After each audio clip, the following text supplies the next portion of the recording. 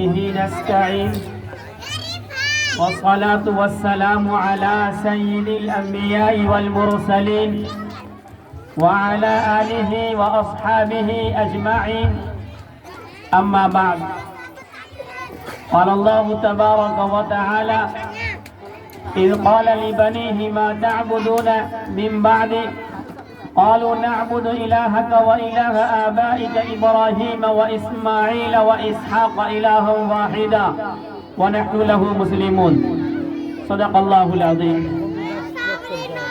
حضرات گرامی، معزز سامعین کرام اور ہماری پردہ نشین مائیں بہنیں، آج کا یہ دن کس طرح ہم کو میسر آیا؟ 26 جنوری یہ ہمارے لیے جشن اور خوشی کا دن ہے. آپ نے بچوں کا پروگرام سنا اور دیکھا، طبیعت کو خوشی ہوئی کہ یقیناً ہمارے ماں بہنوں نے اپنی بچوں پر توجہ دیا اور ہمارے نوجوانوں کے ساتھ ساتھ ہمارے لڑکوں کے ساتھ ساتھ لڑکیوں کے اندر بھی پڑھنے لکھنے کا شعور پیدا ہوا. مبارکبادی دیتا ہوں حضرت مولانا شہادت صاحب قاسمی کو کہ ان کی محنت اور ان کی جانفشانی سے یہ پروگرام منعقد ہوا اور اس مدرسے کے سارے انتظامیہ اور منتظمین قابل مبارکباد ہے کہ انہوں نے بچیوں کے پڑھنے کے لیے اتنا اچھا انتظام کیا.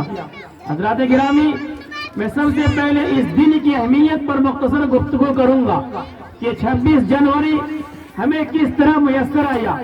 کتنی قربانیوں کے بعد، کتنی جانیں گنوانے کے بعد، کتنے بچوں کو یتیم کرنے، کتنی ماؤں کو بیوہ کرنے کے بعد یہ دن ہمیں ملا ہے. اس کی تاریخی اہمیت کیا ہے؟ اس کی حقیقت کیا ہے؟ آپ کو یاد ہوگا کہ اس ہندوستان کے پورے ملک، پورے طول عرض کے اندر صرف اور صرف اسلامی حکومت تھی. پورے ملک میں قال اللہ اور قال رسول کی صدا گونج رہی تھی. عدالت اسلامی ہوا کرتی تھی. تمام انسان اللہ کے قانون کو ماننے والے تھے. لیکن ہماری بدقسمتی کہیے، خانہ جنگی کہیے، طوائف الملوکی کہیے، ہمارا امتحان کہیے، خدا کی آزمائش کا نام دیجئے کہ اللہ تبارک و تعالیٰ کی آزمائش کا ایک حصہ کہ انگریز جو 7 سمندر پار تھا، سب سے پہلی میٹنگ 1599 میں لندن میں کرتا ہے. میٹنگ میں یہ پاس ہوا کہ ہماری تجارت، ہمارا رابطہ، ہمارا کانٹیکٹ مشرقی دنیا سے بڑھنا چاہیے. 1599 پہلی میٹنگ ہوتی ہے اور 200 تاجر کا ایک جہاز ہندوستان کے لیے روانہ ہو جاتا ہے. 12 سال کے بعد تجارت کی غرض سے وہ 1612 میں پہلا قدم وہ سورت گجرات کے اندر رکھ دیتے ہیں. ابھی وہ مغل دور تھا، مسلم بادشاہوں کا دبدبا تھی، ان کی قوت اور طاقت تھی. انگریز اجازت لینے کے لیے آتے ہیں، ہم ہندوستان کے اندر تجارت کرنا چاہتے ہیں. اس وقت کے بادشاہوں نے اجازت بس اتنی دی کہ تم تجارت کر سکتے ہو، اپنا سامان فروخت کر سکتے ہو، دکانداری کر سکتے ہو. وہ اپنے کام میں لگے رہے. 1707 میں جا کر کے حضرت اورنگزیب عالمگیر رحمت اللہ علیہ کا انتقال ہو جاتا ہے. وہ بہت مضبوط طاقتور بادشاہ تھے. 50 سال تک بغیر کسی شرکت غیر کے انہوں نے کامیاب حکومت کی اور ہندوستانیوں کو ان کا حق دیا. عدل و انصاف کے ساتھ انہوں نے یہ حکومت کی. ان کا انتقال 1707 میں ہو جاتا ہے. 1707 کے بعد مسلمانوں کی حکومت کمزور پڑنے لگی. اب انگریز 100 سال کے بعد ہوش میں آیا، ہمیں اپنی طاقت بڑھانی چاہیے، تجارت ہی نہیں یا حکومت نہیں کرنی چاہیے. اب ہمیں یہاں پہ حکومت میں حصہ لینا چاہیے، اپنی فوج بنانی چاہیے. مسلم بادشاہ کمزور پڑ چکے تھے، آہستہ آہستہ ان کی طاقت مضبوط ہوتی گئی. یہ سب سے پہلے اس کا احساس سراج نواب الدولہ بنگال کے نواب کو ہوا اور انہوں نے انگریزوں سے مقابلہ کرنے کا پلان بنا لیا. اور 1757 میں پہلی جنگ مسلمانوں کے بیچ اور انگریزوں کے بیچ پلاسی کے مقام پہ ہوتی ہے. یہ مرشد آباد اور کلکتہ کے درمیان ہے. ہماری بدقسمتی کی وجہ سے اور اپنوئی کی غداری کی وجہ سے میر جعفر صالح دولہ کا کمانڈر تھا، اس فوج کا ان چیف تھا، اس کی بداہدی، اس کی چاپلوسی کی وجہ سے مسلمان جنگ ہار جاتے ہیں۔ اب انگریز اب اور طاقتور ہو گیا، اس کی طاقت اور مضبوط ہوتی چلی گئی۔ اس کے بعد آہستہ آہستہ اس نے ملک خدا یعنی شیر شاہ ٹیپو کو قتل کرنے کا منصوبہ بنا لیا، اور انہوں نے 1799 میں شیر شاہ سوری سے پہلی جنگ لڑی، اور یہ جنگ میسور کے اندر ہوتی ہے۔ وہاں بھی مسلمانوں کو شکست ہو گئی۔ ہم ہندوستان میں انگریزوں کو آئے ہوئے قریب 100 سال سے زیادہ ہو چکے تھے۔ جب انگریزوں نے مسلمانوں کی طاقت کو کمزور کر دیا، شہزادہ ٹیپو سلطان کو شکست دے دیا، تو انگریز دہلی کی جانب قدم رکھتے ہیں، اور 1803 کے اندر پہلا قدم اس کا دہلی میں جا چکا تھا۔ اس وقت مسند نشین علماء کرام، سجادہ نشین صوفیاء کرام اور مسلمانوں نے بھانپ لیا کہ اب ہماری خیر نہیں رہی، اب ہماری زمین ہم سے چھین لی جائے گی۔ تو سب سے پہلے شاہ عبدالعزیز رحمۃ اللہ نے فتویٰ دے دیا کہ اب یہ ہندوستان دارالحرب بن گیا، اب مسلمانوں پر جنگ تو ضروری ہو گئی، اب اسے بہرحال انگریزوں سے مقابلہ کرنا ہوگا۔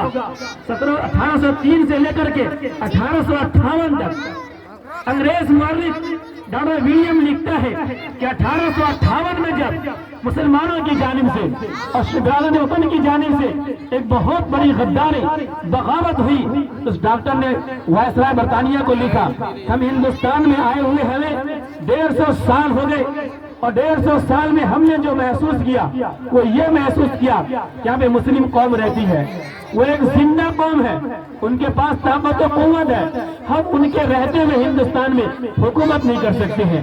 اس نے لکھا وائسرائے برطانیہ کو کہ سب سے پہلے ہمیں مسلمانوں کو ختم کرنا ہوگا، اور اسے ختم کرنے کے لیے ان کے اندر سے 2 چیز کو نکالنی ہوگی۔ ان کے پاس جو قرآن ہے اسے جلا دینا ہوگا، ان کے پاس جو علماء ہے انہیں ختم کر دینا ہوگا، اس کے بعد ہم حکومت کر سکتے ہیں۔ وائسرائے برطانیہ نے اس رپورٹ کو پڑھنے کے بعد فوراً ہی ہدایت جاری کر دیا، حکم دے دیا کہ پورے ہندوستان میں جتنے بھی قرآن ہے اسے جلا دیا جائے۔ تاریخ میں لکھا ہے کہ صرف 15 دن کے اندر 3 لاکھ قرآن جلا دیے گئے۔ کتنا دن؟ صرف 15 دن میں 3 لاکھ قرآن جلا دیے گئے۔ اسی دوران ایک افسر، برطانیہ کا ایک افسر جاتا ہے لکھنؤ میں دیکھنے کے لیے، ذرا مدرسے میں دیکھو کہ قرآن بچا لیا وہاں کوئی پڑھنے والا بھی ہے یا نہیں ہے۔ افسر جو داخل ہوتا ہے مدرسے کے اندر تو دیکھتا ہے یہاں تو ہزاروں بچے ہیں جن کے سامنے ریحان رکھا ہوا ہے، قرآن کا نسخہ اگرچہ نہیں ہے لیکن نہ جانے کیا ہے جس کو یہ پڑھتے جا رہے ہیں، رکھتے جا رہے ہیں۔ انگریز حیران و پریشان ہونے کے بعد اپنے اس ملازم سے جو مسلمان تھا پوچھتا ہے کہ بچے کیا کر رہے ہیں، یہ 10 سال کا 12 سال کا یہ کیا یاد کر رہے ہیں؟ اس مسلمان ملازم نے کہا کہ یہ بچے قرآن مجید کو اپنے سینے میں محفوظ کر رہے ہیں۔ وہ انگریز افسر اپنا سر پکڑ کے بیٹھ گیا کہ ہمارے تو سارے پیسے ضائع ہو جائیں گے، ہم قرآن کے نسخے تو جلا سکتے ہیں، اس کے الفاظ کو جلا سکتے ہیں، لیکن وہ قرآن جو سینے میں محفوظ ہو گیا ہے ہم اسے کیسے ختم کر سکتے ہیں؟ انگریز نے کہا ہم اس کام سے توبہ کرتے ہیں، ہم قرآن ختم نہیں کر پائیں گے۔ اس میں جو دوسرا مشن تھا علماء کو ختم کرنا، تاریخ میں لکھا ہے کہ دہلی کے چاندنی چوک سے لے کر کے خیبر تک، خیبر پڑوسی ملک میں آتا ہے، اس ملک کا حصہ بھی نہیں رہ گیا، خیبر تک جتنے درخت تھے سارے درختوں پہ پھانسی کے پھندے لٹکے ہوئے تھے، اور تمام درختوں پہ علماء گردنیں لٹکی ہوئی تھی۔ صرف 2 مہینے کے اندر 3 لاکھ مسلمان پھانسی پھندے لٹکا دیے گئے، ان میں صرف 51,000 علماء کرام تھے۔ ان قربانیوں کے بعد یہ ملک 15 اگست 1947 کو آزاد ہوا۔ آزاد ہونے کو ہو گیا، یا نظام کون سا چلے گا، قانون کس کا رہے گا، خلافت الہیہ رہے گی، ہندو راشٹر یہ ملک بنے گا، رام راج یہاں پہ آئے گا، نواب شاہی رہے گی یا بادشاہی رہے گی، آخر کیا ہوگا؟ بہت سارے کشمکش کے بعد، بحث و مباحثے کے بعد 15 دن کے بعد یہ طے ہوا کہ اس ملک کو جمہوری بنایا جائے گا، اس ملک کو سیکولر بنایا جائے گا۔ اس ملک کو سیکولر بنانے کے لیے وہ دستور کون لکھے گا؟ کس کے پاس اتنا علم ہے؟ کس کے اتنی جانکاری ہے، کون اتنا بڑا ماہر قانون ہے؟ تو 7 ایک ٹیم تیار کی گئی جس کے صدر ڈاکٹر بھیم راؤ امبیڈکر کو بنایا گیا۔ وہ 7 لوگ کون تھے؟ پھر آپ تاریخ کا گہرائی سے مطالعہ کریں گے تو ان 7 میں ایک مسلمان بھی شریک ہے، سید سعد اللہ، جو آزادی کے بعد سب سے پہلے آسام کے وزیر اعلیٰ بنائے گئے تھے، وہ بھی اس کے اندر شریک تھی۔ مسلمانوں نے بہت محنت کرنے کے بعد اس ملک کو جمہوری بنانے کے لیے غیروں پر راضی کیا۔ بہرحال 1947 میں قانون لکھنا شروع کیا گیا۔ 2 سال 11 مہینے 18 دن کے بعد ڈاکٹر بھیم راؤ امبیڈکر نے وہ قانون مسودہ پیش کر دیا۔ نومبر کا مہینہ 1950 میں قانون بن کے تیار ہو گیا۔ ان مہینہ نومبر کا تھا، اسے اسمبلی میں پیش کیا گیا، بحث و مباحثہ ہوئی اور اسے نافذ کرنے کے لیے لوگ تیار ہو گئے، تب اسے نافذ کر دیا گیا۔ 24 اگست 1950 میں ایک چھوٹا سا پروگرام ہوا۔ اس پروگرام میں سارے ارکان اسمبلی نے اپنا دستخط کیا اور اسے قبول کر لیا۔ اس کے 2 دن کے بعد ہی 26 جنوری 1950 میں ایک اور پروگرام ہوا اور اسے اس ملک میں نافذ کر دیا گیا، اور سب سے پہلا یوم جمہوریہ، جشن جمہوریہ منا لیا گیا۔ اس دن سے لے کے آج تک ہم لوگ اس دن میں خوشی مناتے ہیں۔ یوم جمہوریہ گنتنتر دیوس کہیے یا اسے آزادی اور اسے ملک کے سیکولر ہونے کا دن کہیے۔ تو اس طریقے سے یہ دن ہمیں میسر آیا۔ ہم مسلمانوں کا بھی حق بنتا ہے، بلکہ زیادہ حق بنتا ہے کہ ہم اس دن کے دن اپنے کاروبار کو بند کر دیں، اپنے کام کو تھوڑی دیر کے لیے روک دیں اور اس پرچم کشائی میں حصہ لیں، اور ان قربانیوں کو ہمارے مجاہدین نے جو قربانیاں دی ہیں اسے یاد کریں، ان کو خراج عقیدت پیش کریں۔ وہ مسلمان بھی تھے، وہ انسان بھی تھے، ان کے لیے دعائے مغفرت بھی کریں اور اپنے بچوں کے اندر وہ حوصلہ پیدا کریں۔ وہ ان کو سمجھائے کہ ملک جب آزاد کیسے ہوا تھا، کتنی قربانیوں کے بعد ان لوگوں نے ملک آزاد کر کے جمہوری بنا کے ہمیں دے دیا ہے۔ اب ہماری ذمہ داری بنتی ہے اس ملک کو بچا کے رکھنا، اسے جمہوری بنائے رہنا، اسے تانا شاہی بننے سے بچانا کہ ہم مسلمانوں کی ذمہ داری ہے، اسے کوئی دوسرا بچانے کے لیے نہیں آئے گا، اور ہمارے نوجوان اور ہمارے بچے اسے بچائیں گے، کوئی دوسرا نہیں بچائے گا۔ یہ کیسے بچائیں گے؟ اس کے بچانے کے لیے کیا راستہ ہو سکتا ہے؟ یہی راستہ ہے ہم تعلیم حاصل کریں، ہم ملک کی تعلیم بھی حاصل کریں، ہم قرآن کی تعلیم بھی حاصل کریں، ہم دین کی تعلیم بھی حاصل کریں، اپنے مذہبی تعلیم، اپنی دینی تعلیم، دنیاوی تعلیم، دونوں تعلیم حاصل کریں۔ جب یہ تعلیم رہے گی تو ہمارے بچے عقل مند رہیں گے۔ جو قومیں اپنی ماضی کو بھلا دیتی ہے، جو قومیں جاہل بن جاتی ہے، اس کی کوئی تاریخ نہیں رہتی، وہ اپنا وجود کھو دیتی ہے، وہ اپنا نام و نشان مٹا دیتی ہے، اس کے اوپر کوئی غلامی کا دھمپا لگا دے وہ آسانی سے غلام بن جاتی ہے۔ لیکن جب کسی قوم کے اندر تعلیم ہوا کرتی ہے، اسے اپنے اکابرین کی تاریخ یاد ہوتی ہے، ان کے پاس اپنا مذہب، اپنی تہذیب، اپنا کلچر، اپنا ایک دستور ہوتا ہے، ایک قانون ہوتا ہے، تو پھر اسے کوئی مجبور نہیں کر سکتا، اسے کوئی غلام نہیں بنا سکتا، اسے کوئی جھکا نہیں سکتا ہے۔ وہ جہاں بھی رہے گا سر کو بلند کر کے رہے گا، وہ جہاں بھی رہے گا اپنی شناخت، اپنی پہچان، اپنی علامت کے ساتھ رہے گا، وہ جہاں بھی رہے گا اپنے مذہب کو اپنے سینے میں بچائے ہوئے رہے گا۔ یہ نہیں کہا جاتا کہ آپ صرف دین ہی پڑھیے، بلکہ یہ کہا جاتا ہے کہ آپ تعلیم حاصل کیجئے، لیکن ضرور بنیادی تعلیم بھی پڑھیے، تاکہ اگر ہمارا بیٹا اگر فوج میں ملک کی سرحد کے لیے، ملک کی حفاظت کے لیے اگر وہ کسی فوج میں تعینات ہے، اگر وہ فوجی ہے، ملک کی حفاظت کر رہا ہے، تو صرف فوجی نہیں ہوگا، وہ مسلمان کا اسلام کو داعی بھی ہوگا، وہ ملک کی حفاظت بھی کرنے والا ہوگا، اپنے اسلام کا کلمہ بلند کرنے والا بھی ہوگا۔ اگر وہ پولیس میں ہے، ٹریفک کا نظام سنبھال رہا ہے، اگر وہ کہیں جھگڑے کو سنبھال رہا ہے، تو صرف پولیس والا ہی نہیں ہوگا، وہ ایک مسلمان بھی ہوگا، وہ انصاف کے ساتھ وہ لوگوں کے حقوق ادا کرے گا، وہ کسی پر ظلم نہیں کرے گا۔ اگر وہ بلاک کے اندر کوئی افسر بنا ہوا ہے، کسی آفس سے بٹا ہوا ہے، اگر وہ مسلمان بھی ہوگا، اس کے دل میں یہ خوف، یہ خطرہ لگا رہے گا، اگر میں ظلم کرے گا، ناحق ظلم کروں گا، کسی کو ماروں گا، پیٹوں گا، زیادتی کروں گا، تو میرا رب مجھ سے حساب لے گا، مجھے مرنا بھی ہے، میرا اللہ مجھے دیکھ رہا ہے۔ اس کے سینے میں جب اسلام کی تعلیم نہیں ہوگی، قرآن کی تعلیم بھی ہوگی، ساتھ میں وہ ڈاکٹر بھی ہوگا، تو خواہ مخواہ کسی کا آپریشن نہیں کرے گا، وہ خواہ مخواہ کسی کا بل نہیں بنائے گا، بلکہ وہ انصاف کے ساتھ ہی اس کا علاج کرے گا۔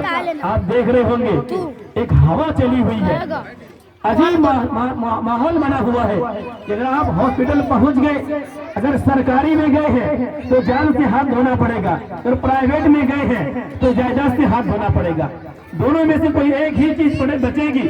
پھر اگر وہی ڈاکٹر مسلمان ہونے کے ساتھ ساتھ کامل مومن بھی ہوگا، اسے اگر یقین ہوگا کہ میرا رب مجھے دیکھ رہا ہے، مجھے حساب و کتاب دینا ہے، تو ڈاکٹری کرنا یہ ایک قوم کی خدمت ہے۔ وہ اپنی فیس لے گا، وہ دوائی کی قیمت لے گا، خواہ مخواہ اسے لوٹے گا نہیں، اسے پریشان نہیں کرے گا، اسے تنگ نہیں کرے گا۔ وہ تب ہو سکے گا جب ہمارے اندر بنیادی تعلیم بھی ہوگی۔ ذرا دیکھیے کہ نبی پاک صلی اللہ علیہ وسلم پر قرآن مجید نازل ہوتا ہے۔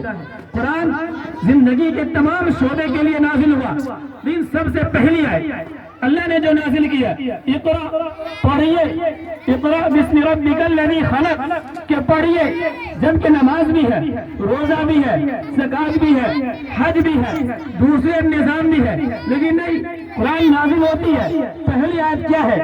اقرا، کہ لوگوں پڑھو، سب سے پہلے پڑھنے کا دیا گیا۔ اللہ کو پتا ہے کہ میرے بندے پڑھیں گے تبھی آگے بڑھیں گے، اگر نہیں پڑھیں گے تو آگے نہیں بڑھ سکتے ہیں۔ پڑھیں گے تبھی ان کو نماز کی اہمیت بھی سمجھ میں آئے گی، جب وہ پڑھے رہیں گے تبھی زکات کو سمجھ پائیں گے، وہ پڑھے لکھے رہیں گے تبھی اسے قیامت کے بارے میں سمجھ آ سکتی ہے، اگر وہ پڑھے لکھے رہیں گے تبھی اپنے بھائی کا حق ادا کر سکے گا، پڑوسی کا حق ادا کر سکے گا۔ اگر وہ جاہل رہا، پڑھا لکھا نہیں رہا، اس کے پاس دین کی تعلیم نہیں رہی، تو بھلا وہ کیسے کوئی اچھا کام کر سکتا ہے؟ تو اللہ نے سب سے پہلے کہا اقرا، پڑھیے، اور پڑھنے کے بعد ہی پھر دوسرا کام کیجیے۔ اسلام بنیادی چیزوں میں تعلیم کو اہمیت دیتا ہے، اور مردوں سے زیادہ عورتوں کی تعلیم کو اہمیت دیتا۔ مرد پڑھتا ہے، ایک نوجوان لڑکا پڑھے گا، وہ ایک فرد پڑھا ہے، تنہا وہ ہوا جو ایک خاتون پڑھے گی تو ایک خاندان پڑھے گا۔ بچے کی تربیت میں باپ سے زیادہ ماں کا ہاتھ ہوتا ہے۔ باپ بیچارہ پوری زندگی سال بھر بمبئی دلی میں ہے، گھر کے باہر کہیں بھی مزدوری محنت کر رہا ہے، وہ سال میں 1-2 مہینے کے لیے آیا، لیکن ماں زندگی بھر اپنے بچوں کے ساتھ رہتی ہے، اس کا اٹھنا بیٹھنا، اس کی صبح اس کی شام، وہ ماں کے ساتھ بچوں کا ہوتا ہے۔ ماں اگر با اخلاق ہوگی، وہ تعلیم یافتہ ہوگی، اگر وہ دیندار ہوگی، وہ باحیا ہوگی، وہ غیرت مند ہوگی، تو بچوں پر اس کا اثر پڑے گا۔ ماں اگر بے حیا ہوگی، وہ بے دین ہوگی، وہ لاپرواہ ہوگی، اگر وہ آوارہ ہو جائے گی، وہ جھوٹی ہو جائے گی، وہ اگر بے حیا ہو جائے تو اس کا اثر بچوں کے اوپر پڑتا ہے۔ باپ سے زیادہ اثر بچوں پر ماں کا پڑتا ہے۔ کہتے ہیں ایک مرد کا پڑھنا بس اس کا پڑھنا ہے، ایک خاتون کا پڑھ لینا اور ایک خاندان کا پڑھ لینا ہے۔ تو اسلام نے جتنی ترغیب مردوں کو پڑھنے پر دی ہے، اتنی ہی ترغیب عورتوں کو پر دی ہے۔ ذرا آئیے ہم دیکھتے ہیں کہ کس طریقے سے عورتوں کی تربیت کی وجہ سے پورا خاندان سنور گیا۔ ایک کامیاب مرد کے پیچھے ایک کامیاب عورت کا ہاتھ ہوتا ہے، ہر مرد کی کامیابی میں اس کے پیچھے ایک عورت کا ہاتھ چھپا ہوا ہے۔ نبی پاک صلی اللہ علیہ وسلم ابھی بعثت سے سرفراز نہیں کیے گئے تھے، ابھی آپ کی عمر کوئی 50 سال نہیں پہنچی تھی، آپ نبی تو ضرور تھے لیکن آپ نے نبوت کا اعلان نہیں کیا تھا۔ آپ مہینوں کے لیے اپنے گھر سے نکل کے غار ہرا چلے جاتے تھے، وہی کھاتے پیتے جو کچھ ساتھ میں لے جاتے تھے وہی رہتے تھے۔ ایک بار اچانک جبرائیل امین آتے ہیں، کہتے پڑھیے، اللہ کے نام سے پڑھیے، نہیں پڑھتے ہیں۔ جبرائیل امین دبوچتے ہیں اور دبوچتے ہیں، جب وہ قرآن نازل ہوئی جب گھر پہنچتے ہیں کہتے زملونی، اپنی اہلیہ محترمہ حضرت خدیجہ سے کہتے زملونی کہ مجھے گھبراہٹ ہو رہی ہے، مجھے کپڑے پہناؤ، مجھے کملی اڑاؤ، مجھے چادر اڑاؤ، میں بہت پریشان ہو رہا ہوں، بے چین ہو رہا ہوں۔ ایسے وقت میں جب شوہر پریشان ہے، گھبراہٹ ہو رہی ہے، ذرا سنیے کہ بیوی حضرت خدیجہ کیا کہتی ہے؟ کہتی ہے اللہ کے نبی، اے میرے سر کے تاج، اے سردار، آپ جانتے ہیں انک لتصل الرحیم، ایسا کیسے ہو سکتا ہے کہ آپ ضائع ہو جائیں، آپ تو توہین علی نوابل حق، آپ تو لوگوں مدد کرنے والے ہیں، تو قریب الضیف، آپ تو مہمان نوازی کرنے والے ہیں، آپ تو گرے پڑے لوگوں سر پہ ہاتھ دینے والے ہیں، آپ تو عرب کے نامور لوگوں میں سے ہیں، انتہائی با اخلاق لوگوں میں سے ہے۔ اللہ آپ کو ہلاک نہیں کرے گا، گمراہ نہیں کرے گا، آپ ضائع نہیں ہوں گے۔ حوصلہ دیتی ہے، سر پہ ہاتھ دیتی ہے، حوصلے کو بڑھاتی ہے، طاقت دیتی ہے، قوت دیتی ہے کہ آپ استھر رہیے، آپ آرام سے رہیے، کچھ نہیں ہونے والا ہے۔ حضرت خدیجہ نے اپنے شوہر نبی پاک صلی اللہ علیہ وسلم کو اس گھبراہٹ کے وقت میں پورا حوصلہ دیا، چین اور سکون دیا، اور اپنی پوری دولت، اپنا پورا مال اللہ کے نبی کے پیچھے نچھاور کر دیا۔ تاریخ میں ہے کہ پورے عرب کے اندر جو سب سے مالدار خاتون تھی وہ نبی پاک صلی اللہ علیہ وسلم کی وہ سب سے مالدار خاتون حضرت خدیجہ تھی۔ اللہ کے نبی کے پیچھے انہوں نے پورا مال لٹا دیا اور کہا کہ آپ دن بھر کے لیے، آپ ہمیشہ کے لیے دعوت تبلیغ کے لیے آپ آزاد ہیں، آپ جائیے جہاں جا سکتے ہیں، جو کر سکتے ہیں۔ یہ جو ہم سنتے ہیں اور جو پڑھتے ہیں کہ اللہ کے نبی ایک ایک دروازے پہ 70 بار گئے، کیسے جانا ممکن ہو سکا؟ گھر کی جانب سے بالکل فارغ تھے، اہلیہ محترمہ نے بالکل وقت رکھا تھا کہ آپ جائیے، جو کر سکتے وہ کیجئے، گھر کی ذمہ داری میری ہے، دیکھ بھال کی ذمہ داری میری ہے، جو مال خرچ ہوگا میں دوں گی۔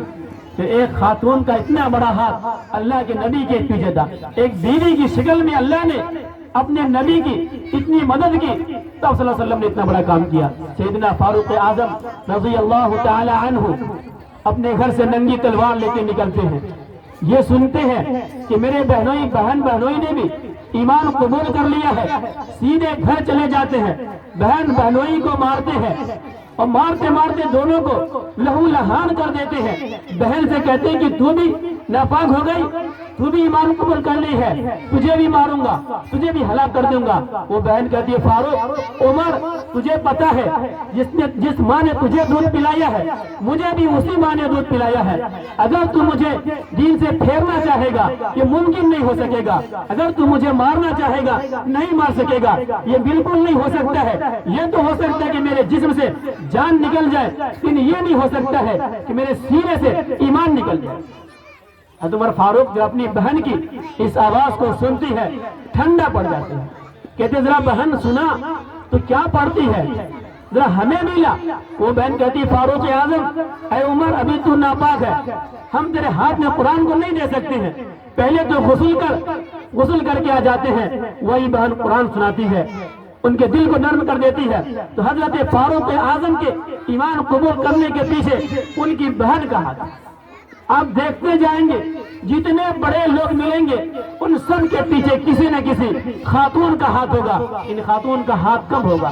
جب وہ تعلیم یافتہ ہوگی، جب وہ با پردہ ہوگی، جب وہ با حیا ہوگی، جب ان کے اندر دین کی تعلیم ہوگی، صرف دنیا کی نہیں دنیا کی بھی ہو، وہ پڑھی لکھی ڈاکٹر بھی ہو، انجینئر بھی ہو سکتی ہو، جو بننا وہ بنے، لیکن پہلے ان کے اندر بنیادی تعلیم ہو، تب جا کے اپنے بچوں کی وہ صحیح دیکھ بھال کر پائے گی، پرورش کر پائے گی۔ حضرات گرامی اس وقت آپ دیکھ رہے ہیں کہ ارتداد تیزی کے ساتھ پھیلتا جا رہا ہے۔ وہ بچے جن کو ہم نے پیار اور محبت کے ساتھ پالا، جن کی ہم نے پرورش کی، 15 سال 16 سال تک اپنے گھر کے اندر رہا، اچانک ہمیں خبر ملتی ہے کہ ہماری بیٹی غیروں کے ساتھ بھاگ گئی۔ اچانک خبر ملتی ہے کہ ہمارا بیٹا کسی غیر کو لے کے بھاگ گیا۔ وہ باپ آنکھوں سے آنسو بہاتا رہ جاتا ہے۔ بس اوقات تو ایسا ہوتا کہ تھانے میں جا کر کے باپ بیٹی کو منانے کی کوشش کرتا ہے، گڑ گڑاتا ہے، آنسو بہاتا ہے، لیکن وہ بیٹی دوبارہ ساتھ آنے کو تیار نہیں ہوتی ہے۔ کیا اس کے پیچھے آخر راز کیا ہے؟ آخر کیوں ایسا ہوتا ہے کہ ہماری بیٹی جس کے لیے ہم نے تن من دھن کی بازی لگا دی، ہمارا بیٹا جس کو ہم نے پیار و محبت سے پالا تھا، آخر کیسے اچانک ہوا کہ ہمارے گھر سے وہ غیروں کے ساتھ چلی گئی؟ اس کے پیچھے کیا ہے؟ کیا ریزن ہو سکتا ہے؟ کیا وجہ کیا ہو سکتا ہے؟ اس کی وجہ بس ایک ہی ہے، خود ہماری لاپرواہی کہ ہم اپنی بچی کو اسکول تو بھیج دیتے ہیں، ہم کوچنگ سینٹر تو بھیج دیتے ہیں، ہم مدرسے میں بھیج دیتے ہیں، کہیں بھی بھیج دیتے ہیں اور اسے چھوڑ دیتے ہیں۔ وہ پڑھ رہی ہے، وہ گھوم رہی ہے، وہ کہاں جا رہی، ہم اس کی فکر نہیں کرتے ہیں۔ یہ ہماری لاپرواہی کا نتیجہ ہوتا ہے، اس کی نہیں۔ وہ تو بھولی بھالی ہے، وہ تو معصوم ہے، اس کے ذہن کو ہم جس جانب پھیریں گے ذہن وہی کام کرے گا۔ ہم اسے جو سمجھائیں گے وہی سمجھے گی وہ، لیکن جب ہم اپنی توجہ وہاں سے ہٹا لیتے ہیں، مطمئن ہو جاتے ہیں، ہم نے اسے ہاسٹل میں ڈال دیا، مدرسے میں دے دیا ہے، اور ہم نے اسے اسکول میں دے دیا ہے، وہ سمجھدار ہے، تو لاپرواہی ہماری ہوتی ہے، ہم غفلت میں ہو جاتے ہیں، تب جا کے واقعہ پیش آتا ہے۔ میں کہنا چاہوں گا اپنے نوجوانوں سے، اپنے بڑے بوڑھوں سے، کہ جس طریقے سے ہم اپنے چھوٹے بچوں کی دیکھ بھال کرتے ہیں، اس کو اپنی نگاہوں کے سامنے ہمیشہ رکھتے ہیں کہ ابھی وہ 1 سال 2 سال کا ہے، اتنی ہی ضرورت ہے کہ ہمارے وہ بچے بچیاں جو بالغ ہو چکے، 18 19 20 سال کے ہو چکے، وہی نگاہ جو ہماری ان بچوں پہ پڑتی ہے جو 2 سال کا ہو، وہی نگاہ ہماری ان بچوں پہ پڑے جو 12 سال 15 سال 18 سال 20 سال کے ہو چکے ہوں، تب وہ ہمارے ہاتھوں سے نہیں نکلیں گے۔ آپ صلی اللہ علیہ وسلم نے فرمایا کہ ہر آدمی ذمہ دار ہے، اور رجل راعٍ، مرد ذمہ دار ہے، باپ بچوں کا ذمہ دار ہے، دادا پوتوں کا ذمہ دار ہے، ماں بیٹیوں کا ذمہ دار ہے، گاؤں کا سرپنچ گاؤں کا ذمہ دار ہے، گاؤں کا مکھیا پنچایت کا ذمہ دار ہے۔ اگر اس گاؤں کے اندر، اگر اس گھر کے اندر کوئی خرابی آتی ہے، اللہ تبارک و تعالیٰ کل قیامت میں پوچھیں گے، باپ سے کہیں گے یہ طاقت و قوت دی تھی، پھر کیسے تیرے ہوتے ہوئے وہ بچہ بگڑ گیا، وہ بھاگ گیا۔ دادا سے پوچھا جائے گا، نانا سے پوچھا جائے گا، حتیٰ کہ جو گاؤں کا سرپنچ، گاؤں کا مکھیا ہے، جو ممبر ہے، ان سے پوچھا جائے گا کہ آخر کیسے تیرے رہتے ہوئے جو سرکاری طاقت دی گئی تھی، تجھے قوت دی گئی تھی کہ تیرے رہتے ہوئے کیسے پورے گاؤں میں لوگ شراب پینے لگ گئے، کیسے تیرے لوگ بد اخلاق ہو گئے، لوگ کیسے جواری بن گئے، لوگ کیسے جھگڑے میں لگے۔ تو جتنا گناہ ان شراب پینے والوں کو ہوگا، جتنا گناہ ان زناکاروں بدکاروں کو ہوگا، اتنا ہی گناہ گاؤں کے سرپنچ، گاؤں کے مکھیا ذمہ داروں کو بھی ہوگا۔ باپ دادا ہر ایک کو برابر کا شریک رکھا جائے گا، اس لیے ہر ایک کو اپنی ذمہ داری نبھانی ہے، ہر ایک کو اپنی توجہ بچوں پر کچھ رکھنی ہے کہ بچے ہمارے بگڑنے نہیں پائے۔ اگر یہ بچے آج ہمارے بگڑ گئے تو ہمارے بڑھاپے میں ہماری بات سننے والے نہیں، ہم ایک گلاس پانی کے لیے تڑپتے رہ جائیں گے، ان کو آواز دیتے رہ جائیں گے، ہم کھانے کے لیے ترس جائیں گے، کپڑا پہننے کے لیے پریشان ہو جائیں گے۔ یہ بچے ہماری دیکھ بھال کرنے نہیں، وہ اپنی بیویوں کے ساتھ دوسرے شہروں میں مست رہیں گے، مگن رہیں گے، ماں باپ بوڑھے پریشان ہوں گے، ان کو دیکھنے کے لیے نہیں آئے گا۔